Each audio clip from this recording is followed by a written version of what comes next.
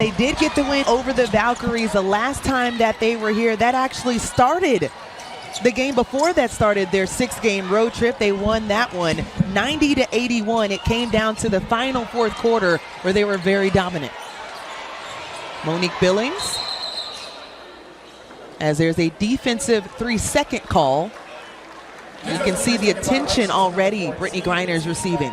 Yeah, already the double team waiting in the wings. Benley just got caught too long, but they know that they want to get the ball into Griner, the Dream Dude. Alicia Gray stepping up to the free throw line for the first time since she's been to Indy as the All-Star. First time All-Star starter. Couldn't bring home the hardware for three-point contest and skills challenge. That's but okay. she is a sharer. She's a giver. She wants to make sure that everybody else has an opportunity. Right. And you know what? She won 2 last year, so that kind of makes up for this year as well. So there you go. It's a lot less on the tax lady for next year. Maya Caldwell with 6 on the shot clock, tried to dish it off, gets fouled in the process, so it will be reset to 14. Disjointed to start the game here so far. Both teams just trying to adjust. You can clearly see Golden State and what they're trying to take away, the interior. And that's what Carl Smesko was telling us earlier today. He's going to have to try to force the Valkyries to defend on the inside. Danelle Salon with the foul. Jordan Canada, the kick out to Gray, favorite spot on the floor, but couldn't connect for her first attempt outside. But I love the kick out, though, because Alicia Gray was wide open. You can't pay attention to everybody. Valkyries entered tonight's game at 11-13 as Tiffany Hayes kisses that off the glass. So good at just slicing through the defense with that quick first step. Tiffany Hayes, the leading scorer in the absence of Kayla Thornton for the squad this season, just under 13 points per game. Brittany Griner gets the touch and gets the foul, so she'll get 2 at the free throw line. And that's what we were talking about in the open when it comes to how she assesses the defense playing her. She takes. Monique Billings will pick up her first foul, so a couple of trips down the floor for Atlanta. They've been able to put the pressure on the defense for the Valkyries as Brittany Griner lines it up for the first one and knocks it down. And that was over the right shoulder too. Just, looking at it on the screen, I was a little confused. I expect better from you as a Georgia Tech grad. Brittany Griner has been very good over the last 2 games. See how she had to throw that in there? Brittany Griner. It's very impressive to see her return back to Phoenix as well, getting the win in Phoenix, a team that was ranked in the top 4 at the time. Maya Caldwell tried to read that like a book does, gets the steal. The last time these 2 teams saw each other, there was 27 points off of turnovers that Atlanta was able to score on, and that's blocked by Monique Billings. That's not very nice. The former teammates at UCLA spent 4 years with one another, actually getting to an Elite 8 as well. If I'm Jordan Canada, good block, Mo. 7 on the shot clock. Jordan Canada being defended by Hayes. BG with the 2 seconds and drains it. And that's what we've seen a lot from her over the 6-game road trip. I mean, so smooth, too. Shot clock winding down. She didn't even get sped up or even look like she was sped up. Just over that right shoulder again, nothing but that. Tiffany Hayes, Nash dribble, decides to retreat. Monique Billings. Stoppage of play. Shot clock. 2 turnovers for the Valkyries. That was a 3-second violation, giving Atlanta the ball. Brittany Griner getting a touch every time down the floor. Good look for Jordan Canada, just off the mark as it goes back to the Valkyries. And Bree Jones trying to find an explanation for that. Obviously doesn't agree with it. Bree Jones second in the W in offensive rebounds. Atlanta this season has done a very good job on the glass overall. Yes, the length that comes in the offseason free agency with Brittany Griner and Bree Jones coming in, all-stars in their own right. But also, it's kept Atlanta at 1 and 2, respectively, throughout the season on the glass in rebounds. I mean, it's such a luxury when one post can eat and the other one can take a break if they're getting double teamed. Timmy Benlay finds Salon. And the 3 is off. Monique Billings, a monster on the glass this season, and Atlanta knows that very well. She spent 6 seasons with them doing the same. 7 on the shot clock, the take, the move, and the bucket underneath. And that was a second chance opportunity for the Valkyries. They were able to get the offensive rebound, and that's why O-boards are so dangerous. They give you second chances at putting points on the board. The rookie out of Italy, able to knock that one down for the Valkyries. Bree Jones, bit strong on the take. Yeah, credit Monique. Mo Billings' defense coming over. Maya Caldwell has been all over the floor. That's the second time she's been able to stop a good series. 3rd turnover for the Valkyries. Bree Jones tipped it to herself. Not sure if she gets the assist, but she does get the 2. And that's why she's second in offensive rebounds. At almost 3 per game, she does just that. She's so tough to box out underneath. Talk about tough trying to box out. Naz Hillman checking in at the next dead ball for Atlanta. She leads the team in plus minus, as there is a foul that is going to be assessed actually against Atlanta. Alicia Gray picking up the foul. That'll be her first. Now, mind you, that is a foul. But the travel was missed to begin. And I think that's why Leash is a little bit frustrated. That was definitely a foul. Amy Bonner, Gina Cross, and Jeffrey Smith, the officials for tonight, as we have another substitution. Timmy Benlay will take a seat as Cecilia Denocini checks in the ball game.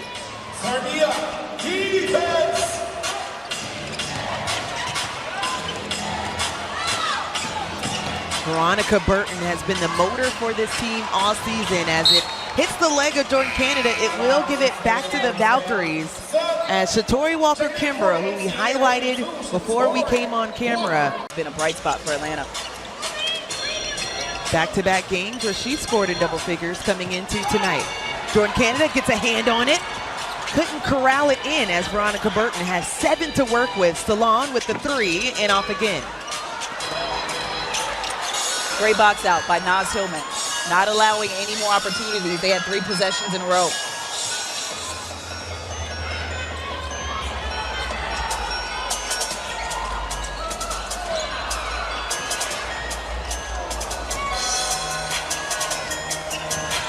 Jordan Canada looking for any opening on the defensive side, and when in doubt, she calls her own number, gets fouled in the process with 2 on the shot clock. And this is why it's so important when Carl Smesco's opening. How impressive has Jordan Canada been post All-Star break? It's made all the difference. Her and BG's aggressiveness have really just allowed this team to find some rhythm. We talked about her assists. She almost doubled her assists these last 10 games. The first 8 games, she was averaging 3.3. The last few, 6.6 assists in her last 10 games. That's been all the difference. Carla Late will check in for the Valkyries. This is the biggest lead for Atlanta, as they're up 9-4. Valkyries have struggled trying to find some offense, and coming off of a game where they also had a very disappointing loss against Connecticut. Lost that one 95 rather to 64. And an offensive foul. Alicia Gray not too thrilled about that.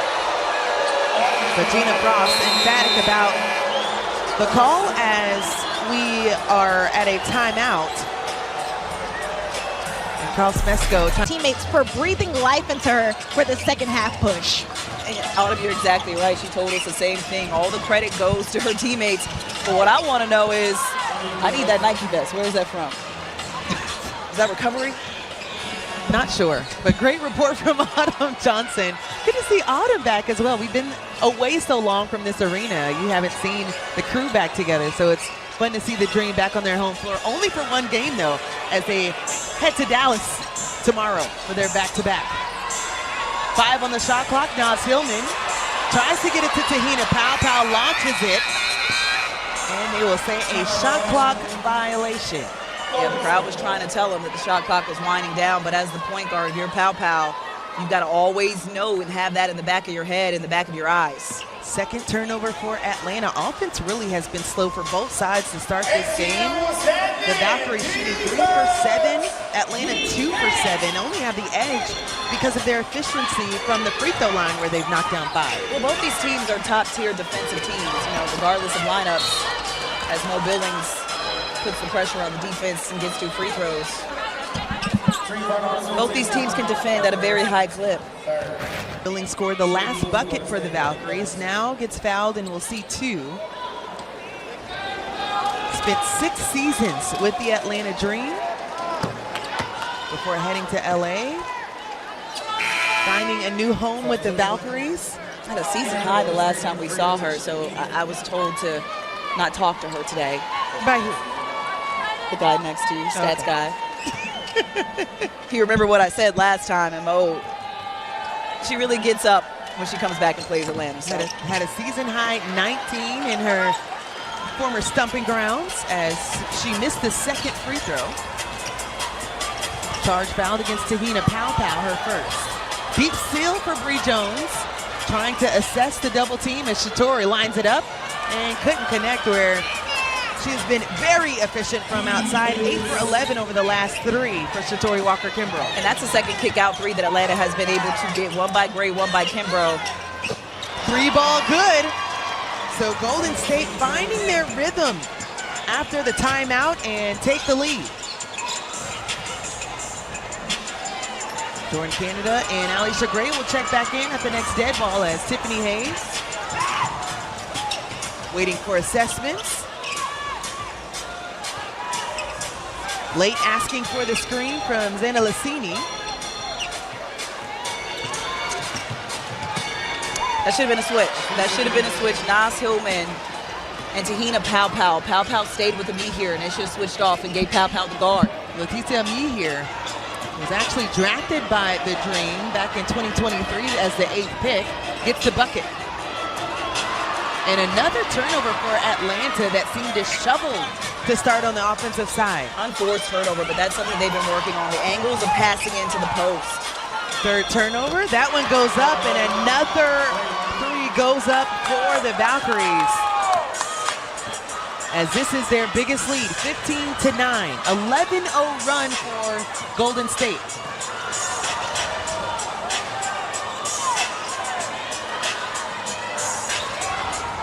Jab take, Maya Caldwell finding Nas Hillman.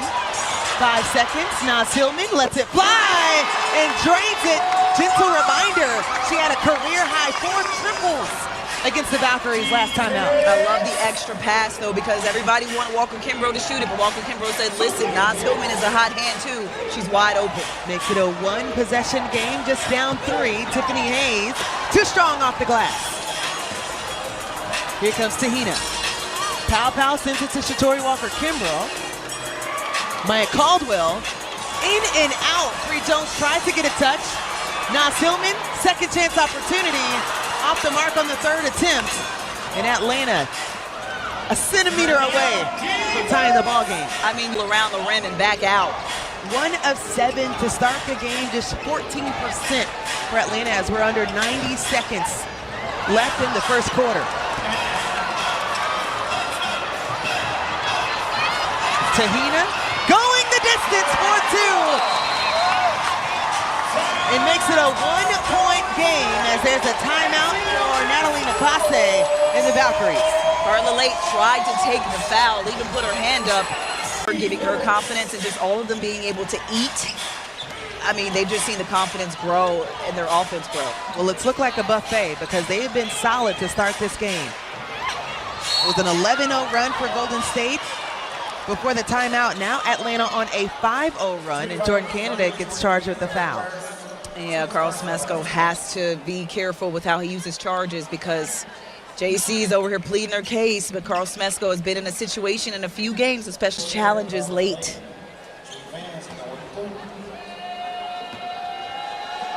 Speaking of late, Carla Late at the free throw line. She's shooting 86% from the charity stripe, knocks the first one down. Didn't play in the W last season. Remained overseas, but was acquired in the expansion draft. Knocks down both. Less than a minute to go in the first quarter.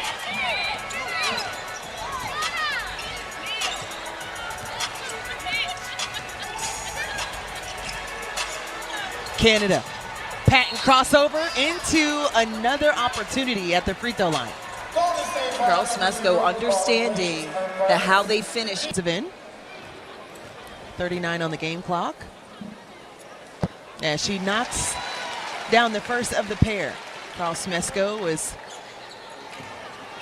really adamant about talking about the importance of Brittany Griner, getting her involved, but seeing everyone else really buy into different adversity that they saw. He said making the adjustments. Wasn't pleased with the loss at Las Vegas, but said we were fully expecting to win the game against Minnesota. Has that much faith in this squad. Absolutely.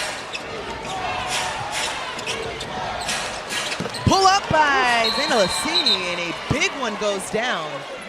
But they will say 24.8 needs to go back on the game clock. Xander Lassini knocking it down from beyond the arc. She is a champion with Minnesota in 2017, so she does know how to win, but she is coming up big from the beyond the arc here today. Shooting 33% on the season from outside, as there's about 0.4 difference between the game and shot clock. Bree Jones gets it back to JC. 5 left. Gray comes up, top of the key, Trey, short. And Bree Jones got it back. Does it count? Still waiting on